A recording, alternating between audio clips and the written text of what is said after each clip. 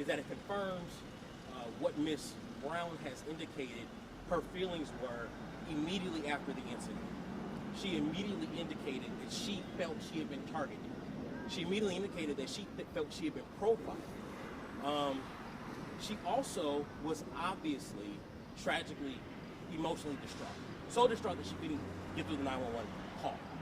She requested a sergeant, but even after being brutally attacked by a police officer, she called 911 and she wanted to make sure that this encounter was documented properly, that she spoke to the police, someone who could discipline or provide some level of supervisory support to her. So she asked for a sergeant.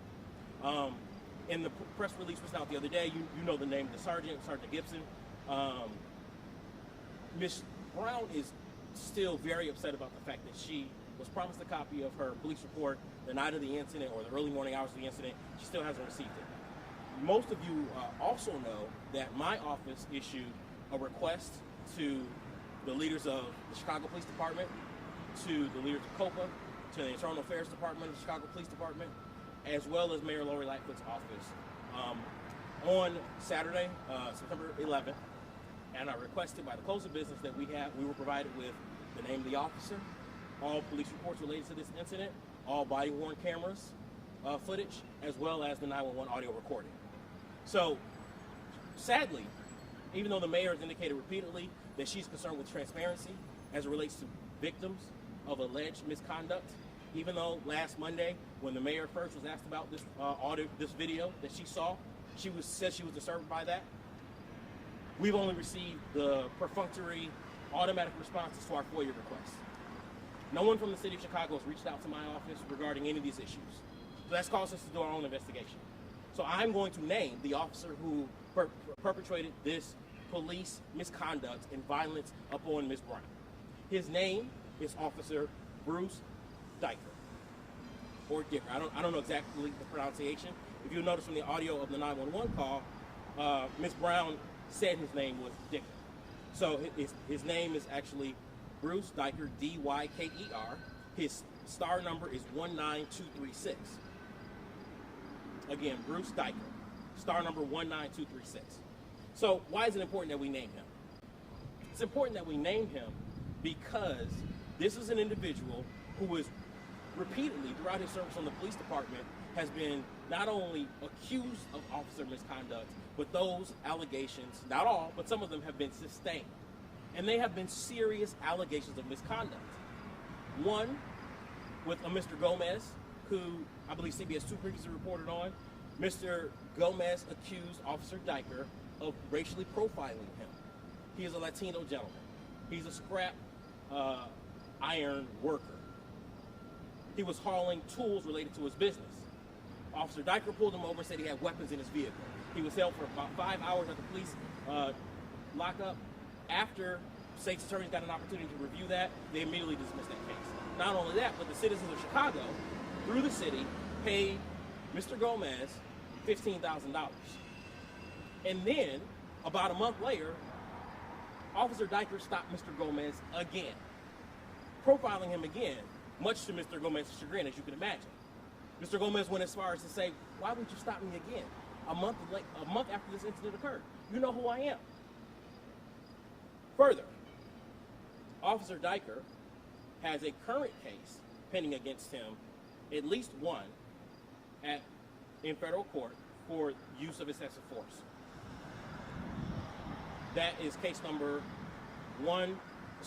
2021 CV 03248. And that's a woman named Green versus police officer Diker, same star number I gave you earlier, in the city of Chicago. Finally, the most egregious and serious use of force complaint against Officer Diker actually happened outside the state of Illinois, happened in Tennessee.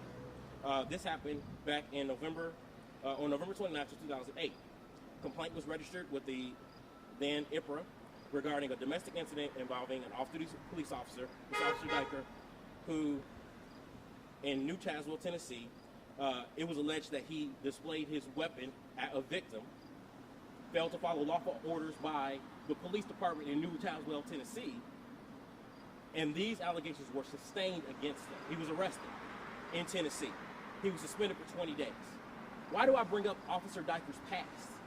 because Officer Diker is the kind of officer that the Chicago Police Department and the City of Chicago has to remove from the force. This is a ticking time bomb kind of an officer. It's no surprise that what happened to Ms. Brown happened in the early morning hours of August 28th, because this is a consistent pattern with him. Excessive use of force, threat to violence, and racial profiling. That's what his past told us before we ever got to August 28th of 2021. Someone within the Chicago Police Department should have recognized the threat that this officer was, and I believe they did recognize the threat that he was, because we now know, based on our investigation, that he wasn't even supposed to be inside the lakefront park area that he was in at the time of this incident. He was supposed to be patrolling DuSable Lakeshore Drive. So he was somewhere where he wasn't supposed to be, and then attacked Ms. Brown for allegedly being somewhere that he didn't think she should be. There's something wrong with that. The city of Chicago owes its citizens, its taxpayers, better. Period. I'll take your questions. You said you've given a lot of detail. Where are you getting this detail? You're saying that the city has not given you some of the documents that you're asking. So where are you getting some of this information? We're doing our own investigation. So there are lots of sources of information. You guys know that. So there's FOIA requests that from past incidents relating to Officer Diker. There's our own investigation. But the reason why I brought up the city not providing it to us is we shouldn't have to dig and search for this the way we have. You all shouldn't have had to dig and search for it the way you have. There's an allegation of misconduct, and you all know the result of this executive order that Mayor Lightfoot signed is because of the Anjanette Young incident, right? This just got signed this year. So I know the executive order says 30 days. But what we know, based on the comments by Superintendent Brown, based on the comments by Administrator Kirsten, and based on the comments of Mayor Lightfoot, they've all seen the body-worn camera of both the sergeant and the actual incident from Officer Diker. So they've seen it, they've processed it, they have it. Why don't we? Why doesn't the victim have it? So in terms of the officer's information, though, is that, and his badge number, his name, is that something your client gave to you specifically, or is that something you've gotten in your investigation? It's from a variety of sources. What you will note on the 911 audio call, she does say the name Dicker, right? She indicated he said his name was Dicker. So that's a beginning point. We didn't have the 911 audio until yesterday, but we had already been investigating on our own. So we're basically putting various pieces of information from various sources together, but that's how we arrive at knowing this is the officer.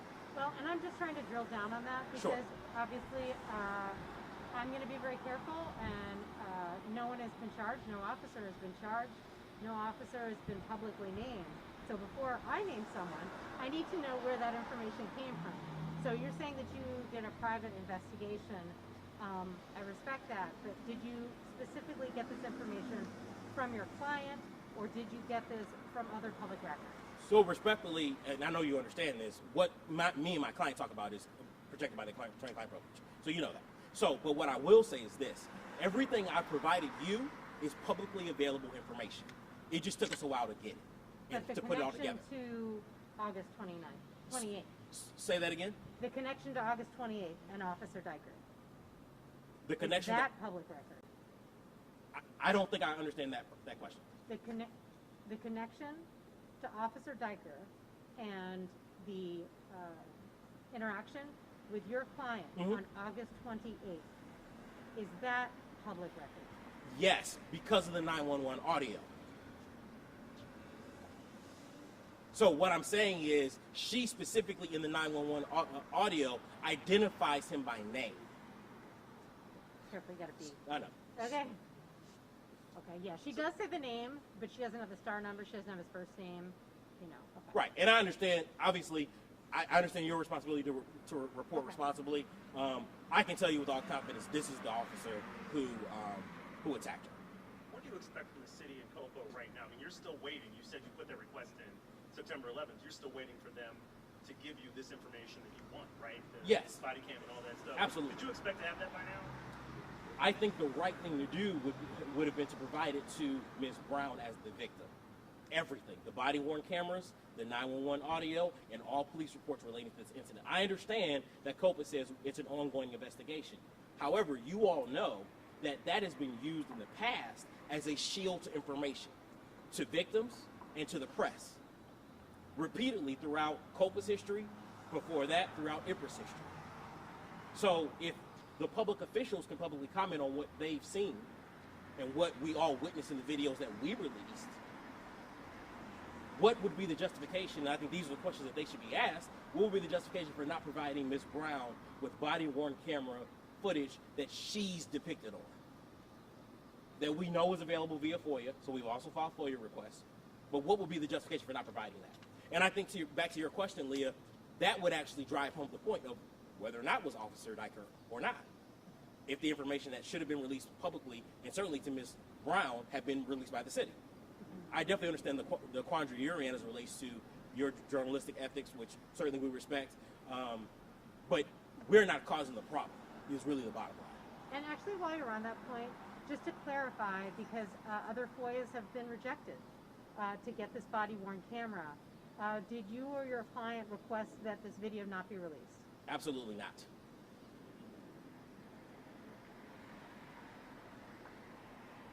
Anything else? What? How is your client doing? What does she hope happens now? So I'm gonna answer the first question first. She's not doing well. I spoke with her. I'm gonna use generalities because I already told you I can't talk about specifics, but everything around her is triggering, right? She's chosen to be brave and not cower as it relates to telling her story and making sure her story gets out there. And why that's important is because this officer in particular and other rogue officers will continue to violate the rights of the citizens of Chicago if we don't hold them to account. Quite frankly, if we don't say their names. We often hear the rallying cry as it relates to victims, and it's a very important rallying cry, say his name, say her name. It's equally important that we say the names of these public employees that your tax dollars pay for.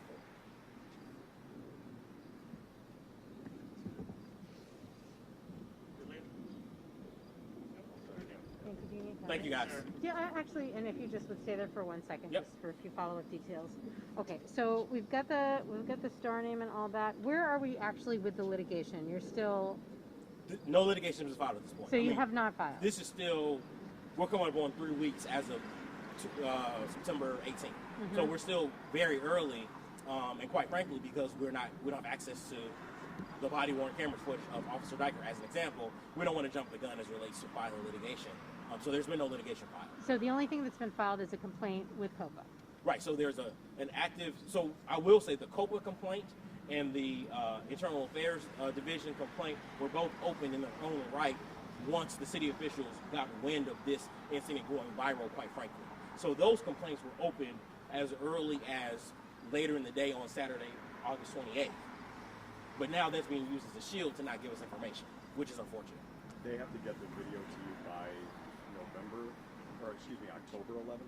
Right, or I'm not doing an exact date count, but yeah, I would actually argue, from the request? Right, but that's under the mayor's executive order. I would argue that the real deadline is a FOIA deadline, which is sooner than that.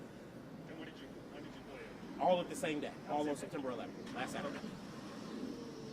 So it just happens to be like what's the same date? September 11th is the request, so it's 30 days from the request date. Yes, yeah. All of the requests were done on the same day, basically. Yep. I got you. Yep. I mean, is there anything that you can share about your client's comfort now of Sure. walking her dog and being outside? Right. And so when I said earlier, I probably cut myself off. You're right. When anyone suffers trauma, the source of that trauma is going to, or any reminder of the source of that trauma is going to be triggering. Certainly when it's fresh like this, right? And so when you think about it, so her dog, who she loves very dearly, his name is Blanco, her dog was traumatized. So she interacts with her dog on, obviously, a daily basis. So her interaction with her dog have changed. She lives in the city, so sirens are triggering. She lives near the lakefront. The lakefront should be a source of relaxation. The lakefront is beautiful. It's one of the crown jewels of the city of Chicago. But for her, the lakefront is now triggering because she was attacked there. And more importantly, she was attacked by someone who had been sworn to actually protect her. So that's a problem. And so she's emotionally distraught, which is why we've done very limited media with her. Only one, as you all know, only one interview. In this kind of environment, it's just, she can't do it. She just can't, it's too much for her emotionally, as I think one would expect. So, okay, so you're waiting for the police report, you're waiting for the body camera, and what else? All reports, All reports. all body-worn camera. So there should be 2 body-worn cameras. One from Officer Diker, and the second from the police sergeant who took her report at her home in the early morning hours of August 28th.